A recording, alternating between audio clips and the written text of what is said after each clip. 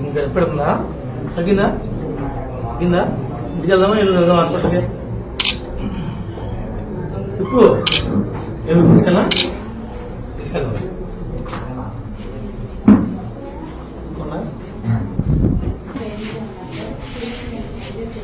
ఇక్కడ 9 మంది స్టూడెంట్స్ కి ఫుడ్ పాయిజన్ అయ్యి ఇక్కడ ఉన్నారు. వాళ్ళని ఇమీడియట్గా ఏలూరు షిఫ్ట్ చేయాలి. ఇంకో 2 బండి కూడా పంపండి, ఒక బండి సరిపోదు.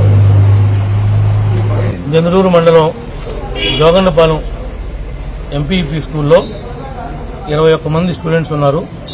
అక్కడ మిడ్ డే మీల్ ఫుడ్ ఏదో పాయిజన్ అయిందని చెప్పి బంగాళదుంపలో గ్యాస్ స్టవ్ సరిగ్గా పనిచేయకపోవడం వల్ల ఆమె ఇంటి దగ్గర వండుకొచ్చిందని ఇక్కడ అడగగా తెలియవచ్చింది.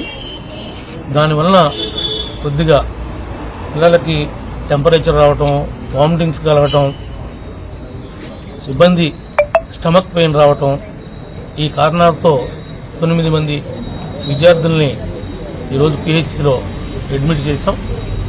అబ్జర్వేషన్లో ఉన్నారు. ఎవరికి కూడా ప్రాణాపాయ పరిస్థితి లేదు. ఏదైనా మంచిదనే ఉద్దేశంతో వీళ్ళందరినీ ఏలూరు ప్రభుత్వ ఆసుపత్రికి అబ్జర్వేషన్లో ఉంచడం కోసం పంపించడం జరుగుతుంది.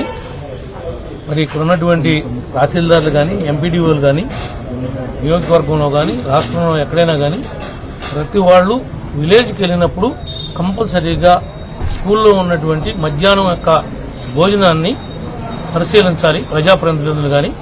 అలాంటప్పుడు అందరిలో కూడా ఒక అవేర్నెస్ కానీ, ఒక బాధ్యత కానీ పెరగడానికి అవకాశం ఉంటుంది.